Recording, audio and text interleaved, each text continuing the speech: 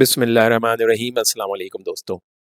بعض غیر مسلم مستشرقین نے ہجرت نبی صلی اللہ علیہ وآلہ وسلم کے بعد مدینہ منورہ میں قائم کی گئی اسلامی ریاست کو ایک قبائلی طرز کی ریاست ثابت کرنے کی کوشش کی ہے، جو کہ دور نبی صلی اللہ علیہ وسلم تک بالکل غیر متمدن طرز پر چلائی گئی اور ماں بعد میں سیدنا عمر کے دور میں تمدن کو پہنچی۔ دوستو، یہ دعویٰ اپنی اصل میں قطعی غیر درست ہے، اور حقیقت یہ ہے کہ آپ صلی اللہ علیہ وآلہ وسلم نے اپنی مدنی زندگی کے 10 سالوں میں ہی ایک متمدن شہری ریاست کو چلانے کے تمام اصول نہ صرف اس وقت کے مسلمانوں کو دے دیے تھے، بلکہ ان اصولوں پر ایک ریاست کی تشکیل بھی کر دی تھی جس پر آج متمدن دنیا میں موجود تقریباً تمام ادارے اپنا کام کر رہے ہیں۔ نبی کریم صلی اللہ علیہ وآلہ وسلم جب مدینہ منورہ تشریف لائے تو اس وقت سب سے پہلے جس انتظامی مسئلے سے آپ صلی اللہ علیہ وآلہ وسلم کو نبردآزما ہونا پڑا وہ امن و امان کے قیام کا مسئلہ تھا۔ مدینہ منورہ میں جرائم کے واقعات کی بہتات تھی۔ نبی کریم صلی اللہ علیہ وسلم نے اپنی آمد کے بعد سب سے پہلے ان واقعات کی روک تھام کی طرف توجہ دی، جس کی وجہ سے ان واقعات میں ازحد کمی ہو گئی۔ مزید کوئی بد امنی نہ ہو، اس کے لیے آپ صلی اللہ علیہ وآلہ وسلم نے ایک کمیٹی تشکیل دی جس کا مقصد مدینے میں امن و امان کو بحال رکھنا تھا۔ اس کمیٹی کے سربراہ مشہور انصاری صحابی سیدنا محمد بن مسلمہ تھے۔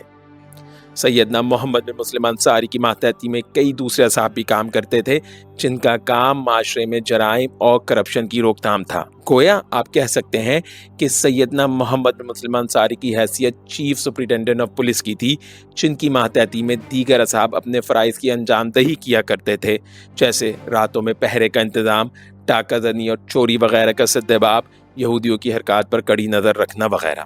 اسی طرح آپ صلی اللہ علیہ وآلہ وسلم نے مدینہ میں آتے ہی لوگوں کی تعلیم پر خصوصی توجہ دی اور سیدنا عبادہ بن صامت رضی اللہ تعالیٰ عنہ کو مدینہ میں موجود تمام مساجد کے درس و تدریس کے سربراہ کی حیثیت سے مقرر کیا۔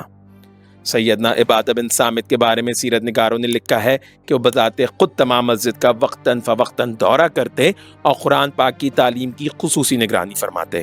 اس کام کے لیے انہوں نے نبی کریم صلی اللہ علیہ وآلہ وسلم کے مشورے سے ایک کمیٹی بھی تشکیل دی، جو کہ مدینہ منورہ کے مختلف مساجد میں، جن کی تعداد تقریباً 40 تک پہنچ چکی تھی، مختلف اصحاب رسول صلی اللہ علیہ وسلم کو تعلیم دینے پر مقرر کیا، جن میں سیدنا معاذ بن جبل، سیدنا خالد بن سعید بن العاص، سیدنا اسید بن حضیر، سیدنا زید بن ثابت اور سیدنا ابی بن کعب وغیرہ کے میں گرامی نمایاں ہیں۔ قرآن و حدیث کی تعلیم کے ساتھ ساتھ آپ صلی اللہ علیہ وسلم نے لکھنے پڑھنے کی تعلیم پر بھی خصوصی توجہ دی اور جنگ بدر کے قیدیوں کا فدیہ مقرر کیا کہ وہ مسلمان اور ان کے بچوں کو لکھنا پڑھنا سکھائیں۔ اسی طرح نبی کریم صلی اللہ علیہ وآلہ وسلم نے سیدنا زید بن ثابت کو یہودیوں کے مدراس یعنی یونیورسٹی اور کالجز بھیجا تاکہ وہ وہاں جا کے عبرانی اور دیگر زبانیں اور علوم سیکھیں۔ اس کی وجہ یہ تھی کہ بعض دفعہ نبی کریم صلی اللہ علیہ وآلہ وسلم کے پاس دیگر ممالک کے فرمانرواؤں کے خطوط آتے تھے، تو آپ صلی اللہ علیہ وسلم کو ان کی زبان سے ناواقف ہونے کی صورت میں کسی یہودی کو بلا کر خط پڑھوانا پڑتا تھا۔ ایسے میں تیقن کے ساتھ کچھ نہیں کہا جا سکتا تھا کہ یہودی نے صحیح خط پڑھا کہ غلط۔ اسی طرح آپ صلی اللہ علیہ وآلہ وسلم نے سیدنا عبداللہ بن سعید بن العاص کی ڈیوٹی مقرر کی کہ مسلمانوں کے بچوں کو کتابت یعنی لکھنا سکھایا کریں۔ گویا آج کے زمانے کے حساب سے آپ صلی اللہ علیہ وسلم نے اپنے دور میں ایک پوری ایجوکیشن منسٹری قائم کر دی تھی، جو مدینہ منورہ کی خواندگی کی شرح بڑھانے میں دن رات مصروف عمل تھی۔ تعلیم اور امن و امان پر توجہ دینے کے ساتھ ساتھ آپ صلی اللہ علیہ وسلم نے زراعت اور تجارت پر بھی خصوصی توجہ دی۔ نبی کریم صلی اللہ علیہ وسلم کی مدینہ آمد سے پہلے یہودیوں نے سودی لین دین میں پھنسا کر مدینہ کے باشندوں سے ان کی زرخیز زمینیں ہتھیا لی تھیں، جن میں خیبر کا علاقہ سر فہرست تھا۔ نبی کریم صلی اللہ علیہ وسلم نے مختلف اصلاحات کر کے زراعت کے شعبے کو ترقی دی اور زرعی پیداوار کو اس حد تک بڑھا دیا کہ مکے میں قحط پڑنے کی صورت میں آپ صلی اللہ علیہ وسلم نے غلہ مدینے سے بھیجا۔ آپ صلی اللہ علیہ وسلم نے جو کے ساتھ ساتھ گندم کی پیداوار پر بھی خصوصی توجہ دی اور فتح خیبر کے بعد کھجور، انجیر، انار اور کیلے کی پیداوار میں مسلمانوں کو خود کفیل کر دیا۔ نبی کریم صلی اللہ علیہ وسلم نے زراعت کے ساتھ ساتھ تجارت کے شعبے پر بھی خصوصی توجہ دی۔ جس وقت آپ صلی اللہ علیہ وسلم مدینہ آئے اس وقت مدینہ منورہ کے بازاروں اور تجارت پر یہودیوں کی بالادستی تھی۔ آپ صلی اللہ علیہ وسلم نے مختلف اقدامات کر کے اس بالادستی کو کم کرنا شروع کیا۔ اس سلسلے میں آپ صلی اللہ علیہ وسلم نے ایک اہم کام یہ کیا کہ مدینہ منورہ میں مسلمانوں کو ایک نیا بازار قائم کیا، جو کہ مسجد نبوی صلی اللہ علیہ وسلم کے پاس تھا۔ تاکہ مسلمانوں کے لیے تجارت کرنے کا ایک متبادل پلیٹ فارم مہیا ہو جائے اور یہودیوں کی شرارت اور اجارہ داری سے مسلمانوں کو نجات مل جائے۔ دوستوں، اس بازار کے بارے میں آپ صلی اللہ علیہ وسلم نے فرمایا کہ تمہارا بازار ہے، اس میں کوئی تمہارے ساتھ زیادتی نہیں کرے گا، یہاں تم سے کوئی ظالمانہ ٹیکس نہیں لیا جائے گا، کیونکہ یہودی مسلمان تاجروں سے اپنے بازار میں بیٹھنے پر ٹیکس لیا کرتے تھے۔ گویا آپ صلی اللہ علیہ وسلم نے ایک طرح سے مسلمان تاجروں کے لیے ٹیکس ریبیٹ کا اعلان کیا۔ ساتھ ہی آپ صلی اللہ علیہ وسلم نے مسلمانوں کی معاشیات کو صحیح خطوط پر قائم اور پھر روا دوا رکھنے کے لیے بعض ہدایات بھی جاری کی، جنہیں آج کی اصطلاح میں فائنینشیل رولنگز بھی کہا جا سکتا ہے، جیسا کہ مصنوعی طور پر قیمتوں میں کمی بیشی نہ کی جائے، مال کو بازار میں آنے سے پہلے نہ خریدا جائے، کوئی شہری کسی دیہاتی کا مال نہ بیچے، وغیرہ وغیرہ۔ بازار کو صحیح خطوط پر چلانے کے لیے آپ صلی اللہ علیہ وسلم نے اوزان یعنی ویٹس اور پیمانوں کو متعین کیا اور تصریح کی کہ چونکہ مکہ تجارت کا مرکز رہا ہے اور مدینہ زراعت کا، سو سونے اور چاندنی کو گننے کے پیمانے اہل مکہ کے معیاری مانے جائیں یعنی ان کو سٹینڈرڈ مانا جائے، اور ناپنے کے پیمانے اہل مدینہ کے معیاری مانے جائیں یعنی ان کو سٹینڈرڈ مانا جائے۔ گویا آپ صلی اللہ علیہ وسلم نے مانیٹری اکنامی کی حوصلہ افزائی کر کے بازار اور تجارت میں اسٹینڈرڈائزیشن کو رواج دیا۔ ساتھ ہی آپ صلی اللہ علیہ وسلم نے سیدنا سعید بن العاص کو اس بازار پر نخرہ مقرر کیا تاکہ ان تمام شرائط و قواعد کی پابندی کروائیں۔ الغرض آپ صلی اللہ علیہ وسلم نے مدینہ منورہ میں نہ صرف معاشی نظام سے متعلق اصول اور ہدایات مہیا کی، بلکہ ان اصولوں پر ایک معاشی نظام کھڑا کر کے بھی دکھایا۔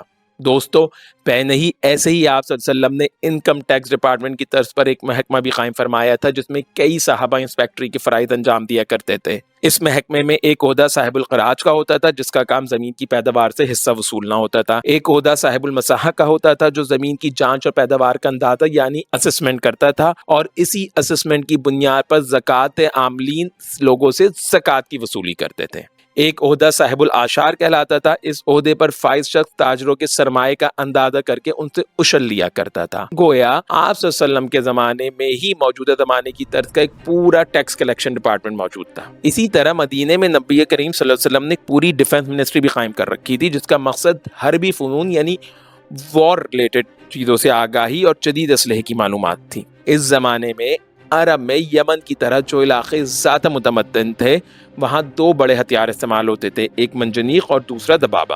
منجنیق کو آپ موجودہ توپ کی ابتدائی شکل کہہ سکتے ہیں، جس سے قلعہ بند دشمن کی دیوار پر وزنی پتھر سے حملہ کر کے اسے اندر داخل ہونے کے لیے دور سے پھینکا جاتا تھا۔ اس میں ایک بڑے پتھر کو رسی اور باسوں کے زور سے بہت قوت کے ساتھ دور تک مارا جا سکتا تھا، اس سے قلعے کی دیوار ٹوٹ جاتی تھی۔ نبی کریم صلی اللہ علیہ وسلم کے دور میں دوستو یہ چیز مکہ، مدینہ اور طائف میں نہ تھی۔ نبی کریم صلی اللہ علیہ وسلم نے 2 صحابہ کرام کو یمن سے منجنیق چلانے کا طریقہ سیکھنے اور 1 عدد منجنیق خرید کر لانے کے لیے بھیجا۔ گویا غیر مسلموں سے بڑے ہتھیاروں کے بنانے کی تربیت حاصل کرنا صحابہ کرام کی سنت ہے، جس کا اجرا نبی کریم صلی اللہ علیہ وسلم نے کیا تھا۔ صحابہ کرام نبی کریم صلی اللہ علیہ وسلم کے حکم سے یمن سے منجنیق بھی لائے، اس کو بنانے اور استعمال کرنے کی تربیت بھی لے کر آئے، اور نبی کریم صلی اللہ علیہ وسلم نے اس کو طائف کی فتح میں استعمال بھی کیا۔ دوسرا بڑا اسلحہ یا ہتھیار جو دور نبی صلی اللہ علیہ وسلم کے غزوات میں استعمال کیا گیا وہ دبابہ تھا۔ دبابہ کو آپ آج کی بختر بند گاڑی کا پیشرو بھی کہہ سکتے ہیں۔ دبابہ اس طرز پر بنا ہوتا تھا کہ اس سے دشمن پر تیروں کی بارش کی جاتی تھی، جبکہ یہ خود تیر اندازوں کے تیروں سے محفوظ رہتا تھا۔ اس کے اندر 3-4 سپاہی بیٹھتے تھے جو قلعے کے قریب جا کر اس کا دروازہ توڑنے کی کوشش کرتے تھے۔